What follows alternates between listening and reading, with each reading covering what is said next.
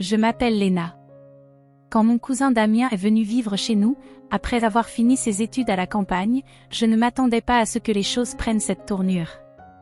Damien avait 24 ans à ce moment-là, et moi, j'en avais 30. Il était devenu un homme, et cela me perturbait plus que je ne voulais l'admettre. Dès le premier jour, j'ai senti quelque chose d'étrange entre nous, une tension palpable. Il était plus grand, plus sûr de lui que dans mes souvenirs. Il avait cette manière de me regarder, pas seulement comme un membre de la famille, mais comme une femme. Et ça, c'était troublant. Je me souviens du premier jour où nos regards se sont accrochés un peu trop longtemps. Il m'a souri.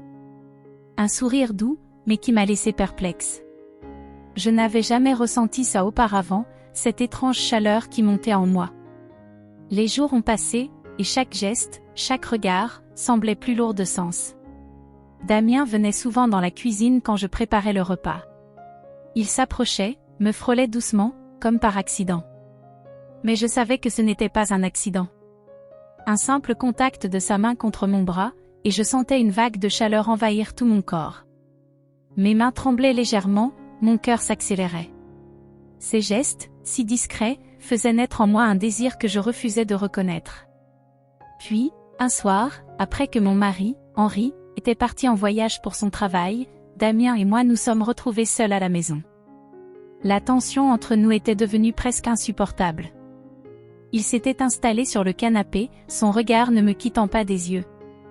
Moi, je faisais tout pour éviter cette proximité, mais c'était comme si chaque pas que je faisais me rapprochait inévitablement de lui. Il a rompu le silence en me demandant comment je me sentais depuis qu'il était là. Sa voix était douce, presque rassurante, mais son regard me disait autre chose.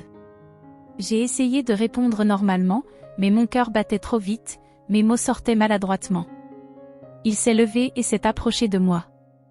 Son regard était intense, brûlant. Je pouvais sentir la chaleur de son corps tout proche du mien. Il m'a touché la main, un geste simple, mais qui m'a complètement désarmée. J'ai senti une décharge électrique me parcourir, mon souffle s'est coupé. Nous étions si proches que je pouvais sentir son souffle contre ma peau. Il s'est penché vers moi, et pendant un instant, j'ai cru qu'il allait m'embrasser.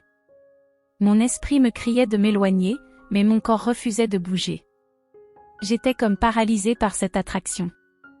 Puis, il a murmuré, « Léna, je ne peux plus faire semblant. » Je n'ai pas eu le temps de réagir que ses lèvres ont effleuré les miennes. Mon corps a répondu avant que ma raison ne puisse intervenir. Le baiser était doux, mais chargé d'une intensité que je n'avais jamais ressentie. Mon cœur battait si fort que j'avais l'impression qu'il allait exploser. Ses mains ont glissé doucement sur mes hanches, et j'ai senti une vague de frissons parcourir ma peau. Chaque caresse, chaque geste était calculé, mais terriblement sensuel. Je savais que c'était mal, mais à cet instant, tout semblait flou.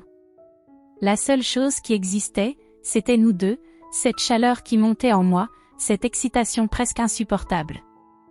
Nous avons continué à nous embrasser, nos corps se cherchant, se découvrant. Ses mains étaient partout, et chaque contact éveillait une nouvelle sensation, un désir que je n'avais jamais ressenti avec une telle intensité. Mon esprit luttait contre cette tentation, mais mon corps, lui, répondait à chaque geste, à chaque frôlement. Je savais que je devais arrêter, mais c'était comme si une force plus puissante me poussait à continuer. Et puis, juste avant que nous ne franchissions la limite de l'irréparable, je me suis arrêtée. Mon souffle était court, mon corps tremblant, mais je savais qu'il fallait mettre fin à cette folie. J'ai reculé, les yeux remplis de larmes. Damien m'a regardé, visiblement bouleversé, mais respectueux de ma décision. « Léna, je suis désolé », a-t-il murmuré. Mais ce n'était pas de sa faute. Nous avions tous les deux cédé à cette attraction interdite, et maintenant, il était trop tard pour revenir en arrière. Le lendemain matin, je me sentais coupable, rongée par le remords. Henri n'était même pas au courant de ce qui s'était passé, et pourtant, je me sentais comme une traîtresse. Les jours suivants, Damien et moi avons évité de nous retrouver seuls. Il savait que ce qui s'était passé ne devait jamais se reproduire, et moi aussi. Mais une part de moi restait troublée, tiraillée entre la culpabilité et le souvenir de ce désir intense. Quelques semaines plus tard, alors que je pensais avoir tourné la page, Henri a découvert des messages entre Damien et moi. Un échange que j'avais bêtement laissé sur mon téléphone. Son regard quand il a vu le contenu, c'était dévastateur. Il n'a pas crié, il n'a pas fait de scène. Il s'est simplement éloigné de moi, comme si une barrière invisible s'était dressée entre nous. Ce silence était pire que tout.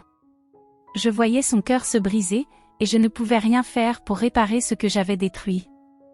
Damien et moi avons juré de ne plus jamais recommencer. Ce que nous avions fait était une erreur, une abomination. Mais malgré cette promesse, le poids de cette trahison restait lourd. Henri ne m'a jamais vraiment pardonné. Il est resté, pour notre enfant, pour notre famille, mais je savais qu'il ne me regardait plus de la même façon. Cette histoire est une leçon sur la puissance des tentations et les conséquences que nos actions peuvent avoir sur nos vies et celles des autres. Parfois, ce qui semble irrésistible à un moment donné peut nous pousser à commettre des erreurs irréversibles.